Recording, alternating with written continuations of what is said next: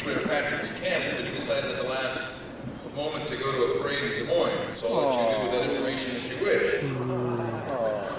But now, it is my privilege to introduce our final presidential candidate who will speak to us this afternoon. Alan Keyes received his PhD from Harvard University. During the Reagan administration, Keyes served in a variety of capacities, including an appointment as ambassador to the United Nations Economic and Social Council. Presently, the nationally syndicated Alan Keyes Show, America's Wake-Up Call, reaches all across America. And with that, please give a warm Midwestern welcome to Mr. Alan Keyes.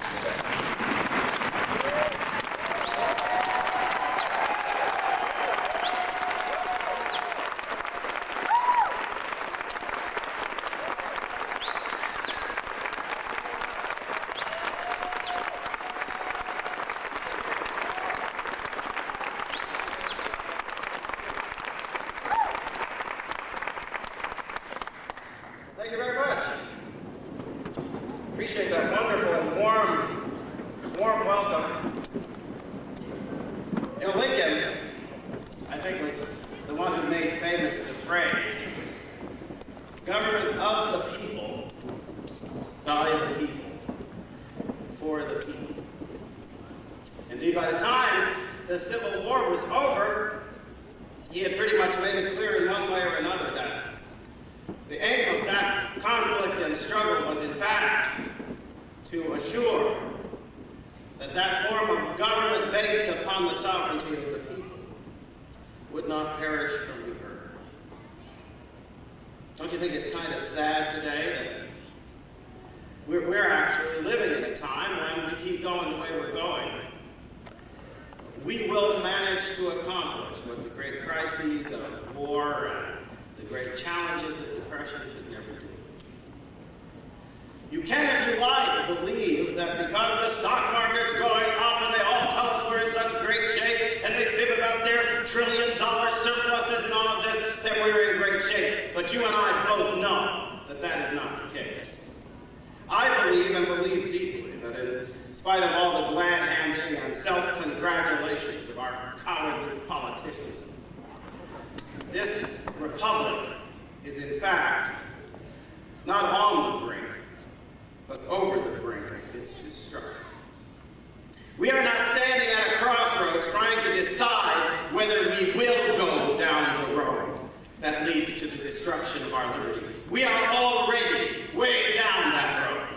And what we are trying to decide, what we must decide if we care about our children, is whether we will wake up soon and turn around before we pass the point of no return. In proof of this fact, irrefutable proof, I believe, that we are indeed at that point of decline where we must decide between the life and death of our liberty. In proof of that, I'll cite only two words, which I think prove it beyond a reasonable doubt. Bill Clinton. I know. There are those folks who think that we can actually have somebody like that in the White House, that we can tolerate his abuses of power, his destruction of the integrity of his office, his assault on the judicial system with his perjuries, and his conscienceless betrayal of his oath to God and to the American people. But I've got news for you.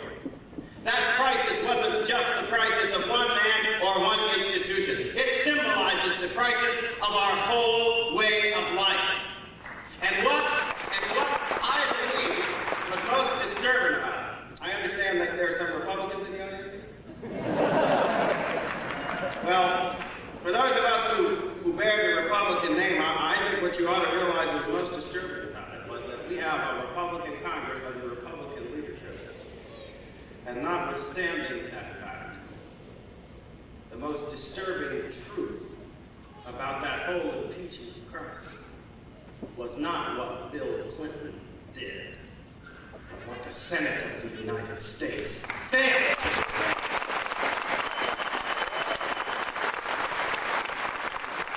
I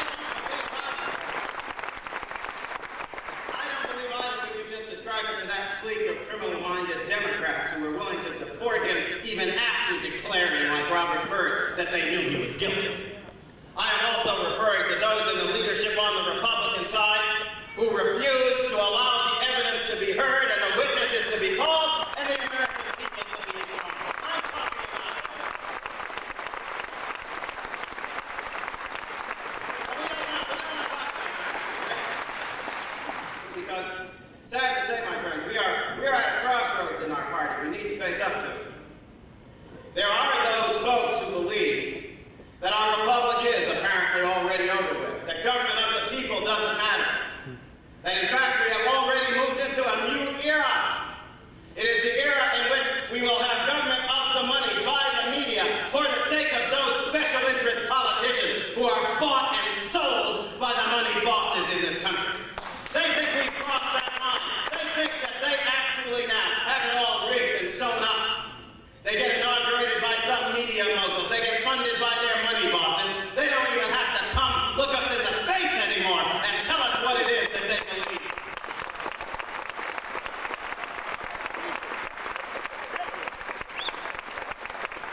I don't know about you, but I realized some time back, if the money rules in this country, if as all these media types are telling us money is God, and that's all that matters, if the money's ruling, guess who's not ruling? You're not. And if somebody has been anointed the winner in our races before we get to the voting booth, then it means that our presence in that voting booth doesn't matter anymore. Because if the winner's decided before we get there, that means that what we do when we get there doesn't decide the winner. You have figured that out. See, and I don't think, by the way, that this is just a matter of this person and that personality, or this campaign and that. No, what we are watching here is the crisis of our way of life. And it's also exemplified in what we've been doing for the last 30, 40, 50 years in this country. I was thinking about this the other day watching the debate in the Congress over the tax cuts. Now, I understand, again, as a good and loyal Republican, I'm supposed to stand here and tell you that I just leap with joy because I see my brethren in the Congress going and fighting for that $792 billion tax cut, and this is supposed to fill my heart with warmth and everything. Excuse me. I, for one, am sick and tired of being told how grateful I should be when these people decide to leave my own money in my pocket. I'm not grateful at all. Not when Republicans do it, not when Democrats do it, not when anyone do it.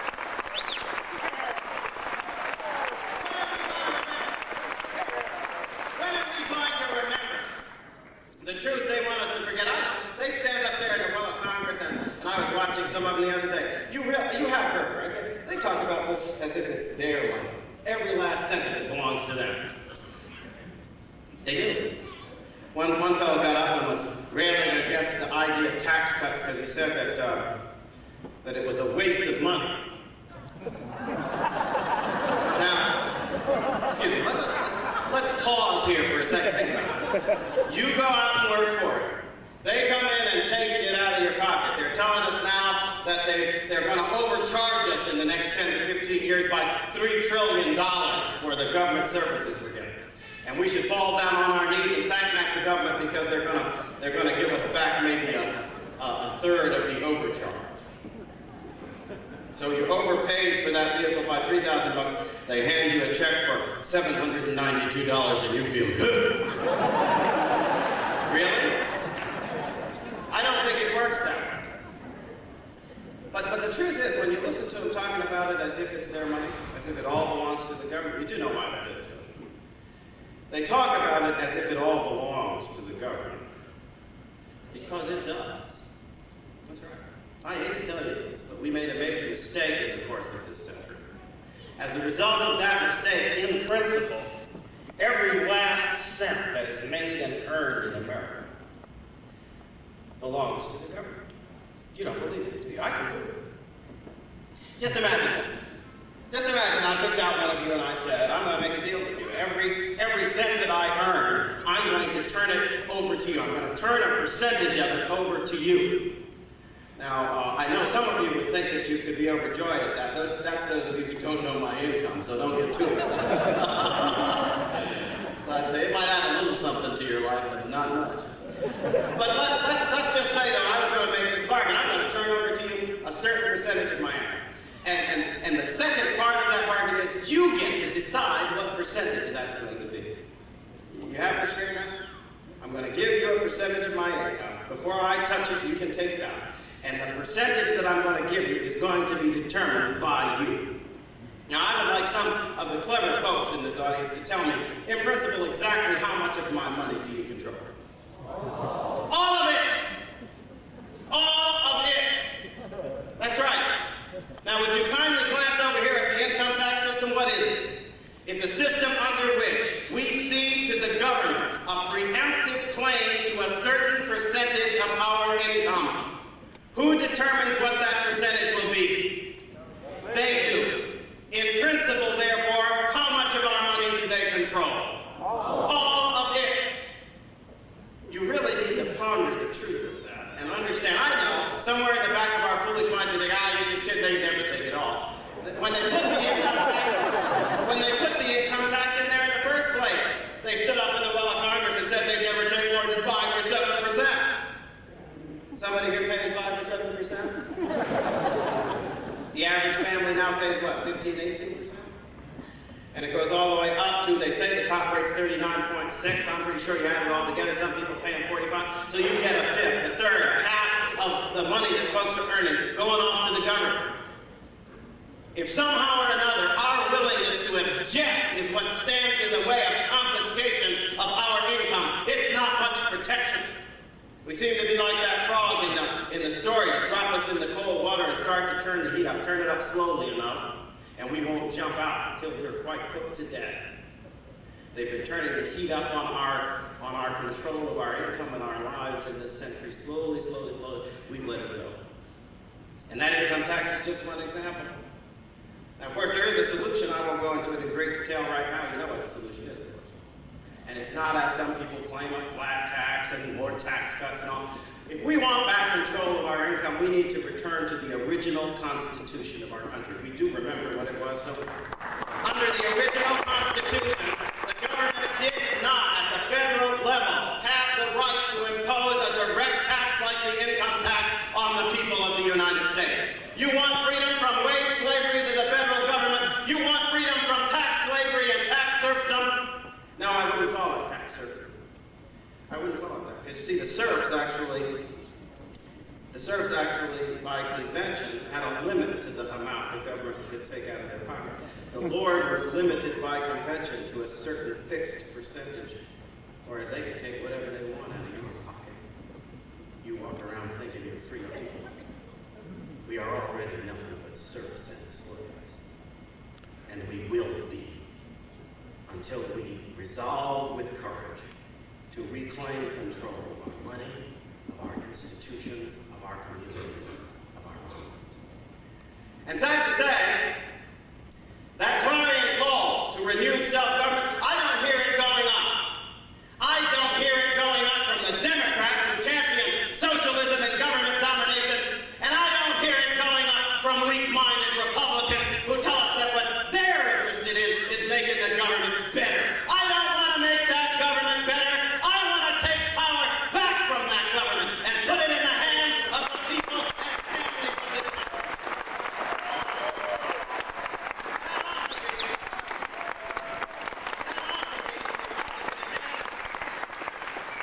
We need to take back control of our money by abolishing the income tax and returning to the original Constitution of this country. Tariffs, duties, and excise taxes funded the federal government, not a right to invade our privacy and preempt our use of our income. We need to take back control of our schools. Everybody marvels at the success of homeschooling and so forth right now. What's the matter with us? You think when folks came over from Europe to the new colonies, they found the schoolhouses already built? What was the first schoolhouse in America? Home. What was the first textbook in that schoolhouse? The Bible. And it happened in the colonies, and it happened when people moved across this country. They moved further and further into the wilderness, across into the frontier. They moved so far into the wilderness, they eventually got to Nebraska. And I'll tell you something. When they got here, my friends,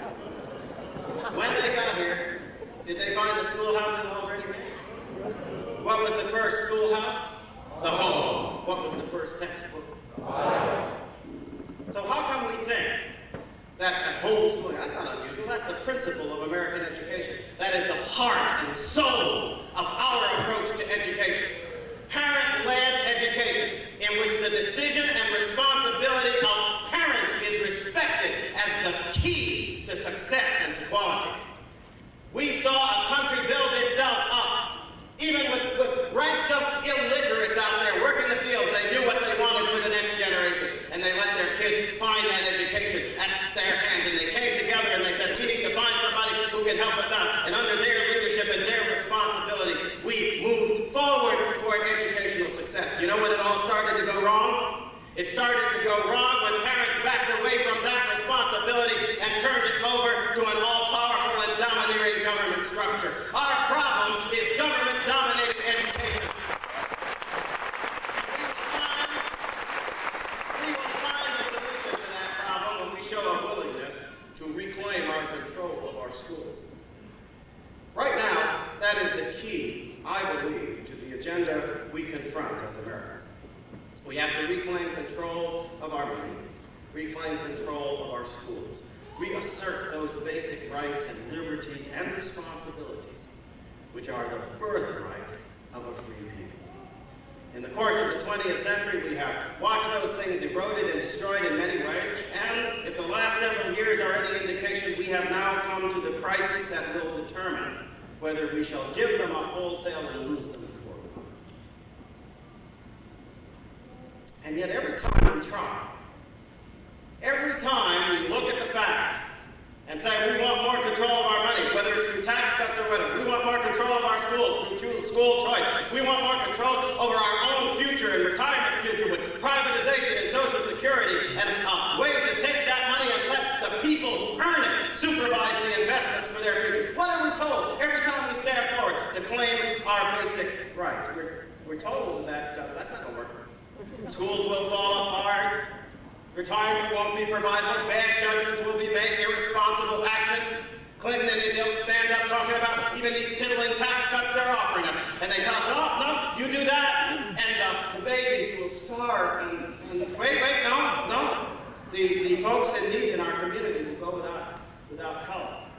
And the elderly folks will be neglected.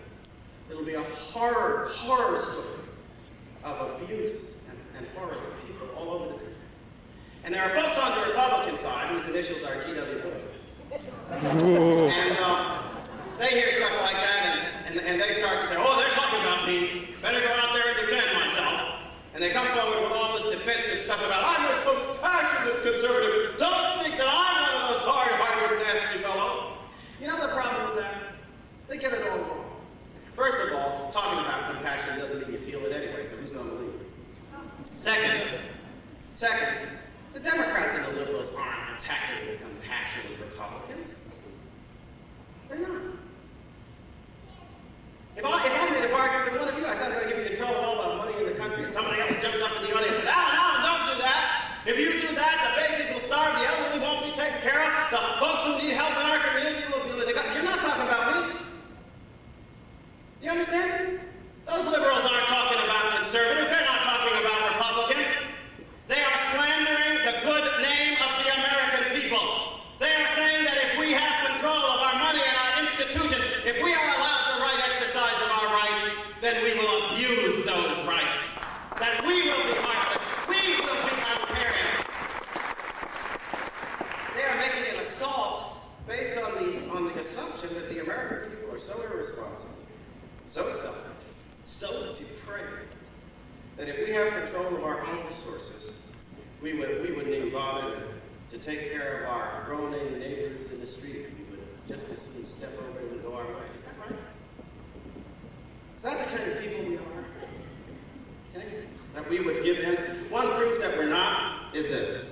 We are such decent people that if the liberals prove to us that our exercise of our own rights will lead to that kind of indecency, we back off. We don't even want our freedom if it comes at the price of that kind of decency. What do you think about it? That's proof of extraordinary decency. How have we gotten to the point? You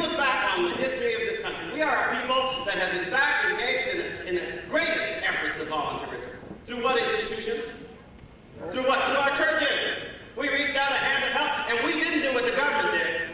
We didn't give that help and then structure it in such a way that we drove families out of the home and destroyed the bonds of family and encouraged illegitimacy and destroyed the motivation to work. No, when the churches were in the lead, they cared about the whole human being. They saw people with the eyes of God. They said, we're going to help you stand up for yourself so that you will be able to look God in the eye as his creature and his servant, not at the expense of your moral dignity. It actually worked better than this government-dominated welfare system has ever worked, and you and I both know it.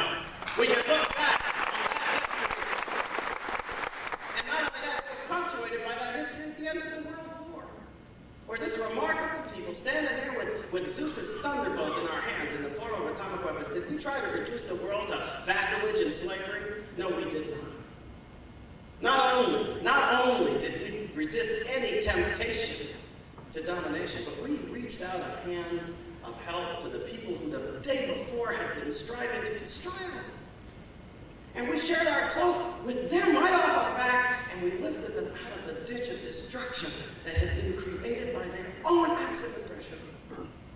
And today you say the names of Germany and Japan. You don't talk about our enemies, you talk about our partners, our competitors, and folks who stand with us at the pinnacle of prosperity and power in the world. Why would a people capable of that kind of generosity and magnanimity have reached a point now where these liberals and socialists can actually convince us that we're not even fit to take care of ourselves and our own children? You know why they can convince us of that? They convince us of that, my friends, because we think it's true. I hate to tell you this. We think it's true.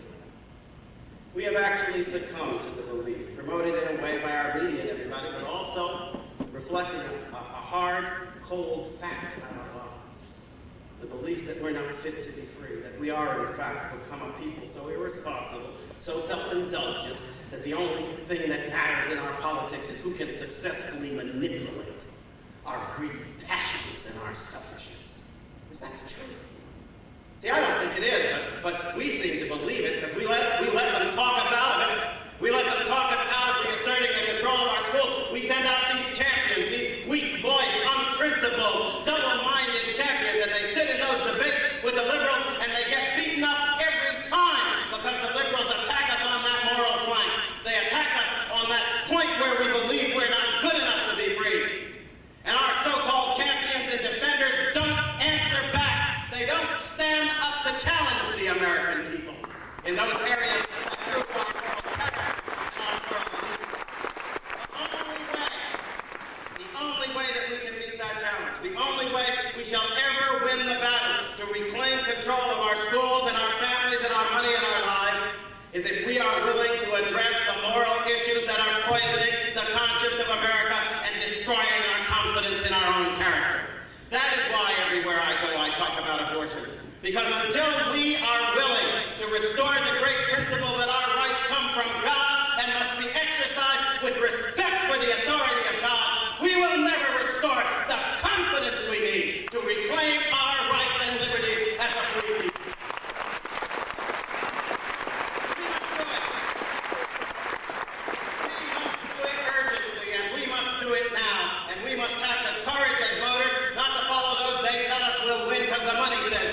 The media says so, but to find out in our heart of hearts what we believe to be right.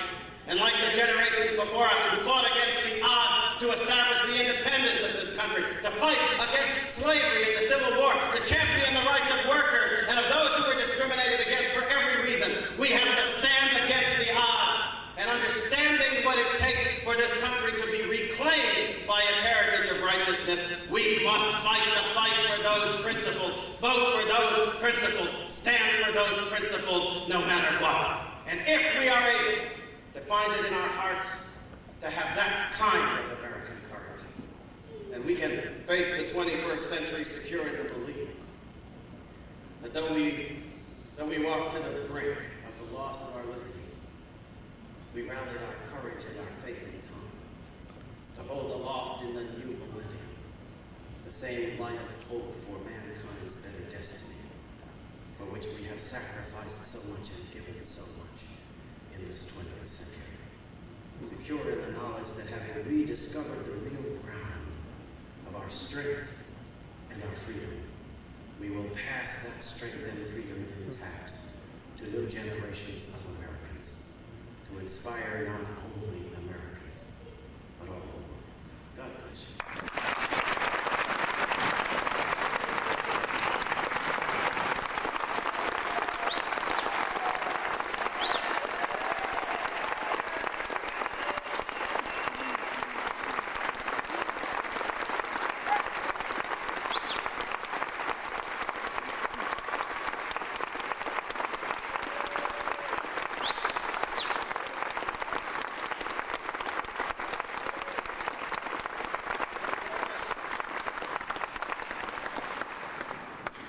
Mr. Ambassador, kind of touched on this, but I'm going to give you another run out from a different direction. Given that all Republican candidates are good, the problem of electability becomes the issue. How do you intend to get the independent vote? You know, I have to confess that I think the premise of that question is entirely phony. The Republican candidates in front of us are by no means equally good. There are candidates who stand for principle and voice that principle with integrity, and then there are others who talk out of both sides of their mouths, say what their posters say they ought to say, and will deliver to us the same kind of lying, manipulative government we got from Bill Clinton. The label doesn't change. So I think some folks out there better wake up and stop lying to themselves. We've got many good people. I'm not disparaging any of them personally. But they are not equal when it comes to standing for what this country needs right now. And some of them won't stand for it at all, in any way, if they think that it's going to risk either their election or the money that they think is the key to their futures. Well, I've decided that I don't care. Money's not the key to my political future. You know what it is? The key to my political future is the integrity of heart of the American people. If we've got it, people like me stand a chance. If we don't, then I don't stand a chance. But I'll tell you something. If we don't have that integrity of heart, if we're the kind of people who are going to be bought and sold on the auction block of special interests, my ancestors were bought and sold on an auction block. I won't stand there for anything in the world. And if you want to stand there, you go right ahead. I will not join you. I'd rather not be president of a bunch of slavers.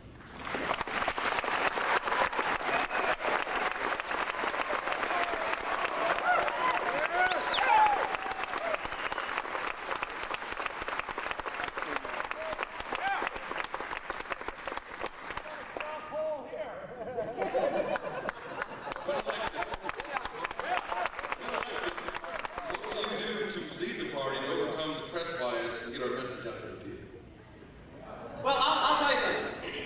Being as how the press and media in this country have done their level best to act as if I don't exist.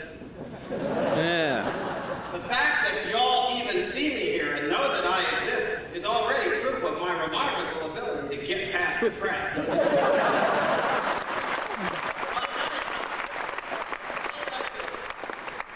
On the day when I have won the Republican nomination and am competing for the presidency of the United States, what do you want to bet by that fact alone we Republicans will have gotten around this press blackout? I have a feeling, I have just this kind of wee smidgen of a feeling that if that were to happen, there aren't too many people in this country who would be able to ignore it. I don't know why. So, I have a feeling, therefore, that whether or not the Republican Party is able clearly to get its message out to the American people in an articulate way that moves hearts and minds and that cannot be ignored by the media in this country, that's not up to me. That, my friends, is up to you. You want to go on down the same road we've been down with the same kind of people we've been down there before, and we see what results we've got. You want to strike out in a direction that is so entirely new that the very fact of it would make history in this country. You take a good look at what I'm trying to do and find the courage in your heart to follow along. I think we can accomplish it.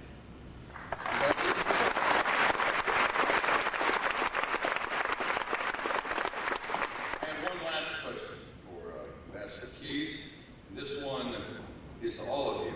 And I want to know if you will me and join me in celebrating the anniversary of the birth of Mr. Keyes back in New York City. Today's his birthday.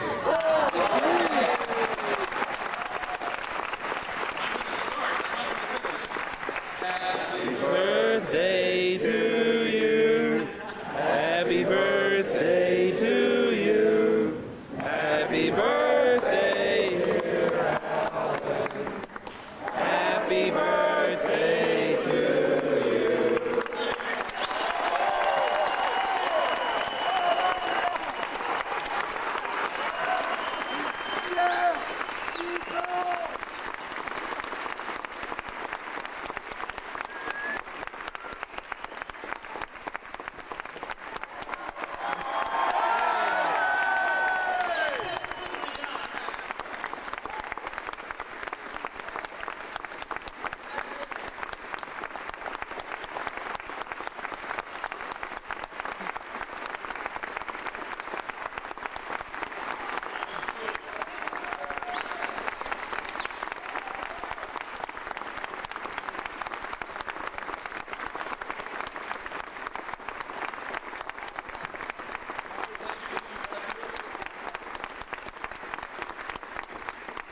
Just tell me that you're all welcome to come to the Keyes booth and have a piece of that delicious cake. That's the lead in My suit has already eaten. The master's right. Before we dismiss, if you want a piece of that cake, we want all of you to, you can stay inside this time and go down the hall and go over to the marketplace and enjoy our vendors and maybe get a piece of the Keyes birthday cake as well. So we have an hour to do that, and we certainly encourage you to do that. Also, a reminder that tonight at 6:30, I'm a farm boy, I'm going to say the north side of the DoubleTree on Capitol Avenue. The buses will depart for the zoo, dressed as casual. Hopefully you'll see the IMAX showing of the wild elephants. We'll let us describe this later tonight to the Republicans here in town. But be sure to get your tickets at the gate or on the buses for the IMAX show. Thank you, good audience. Thank you, Republicans. We'll see you tonight. Hey. It's an IMAX. Oh, thank you. If you have email, we can do an email update.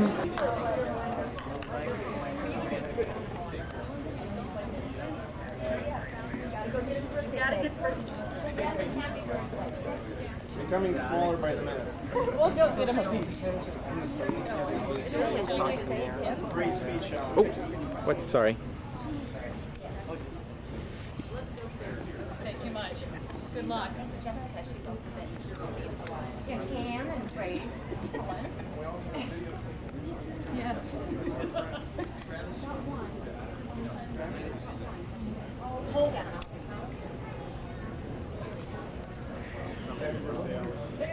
See you again at the booth. Gotta get some more copies of this. No, got it. Oh, you got that.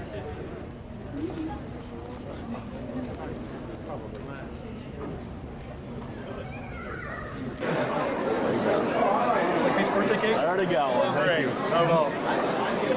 Would you like some birthday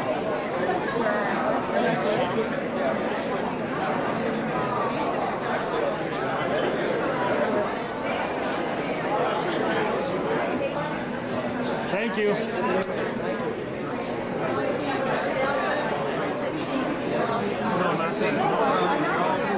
Oh, excuse me.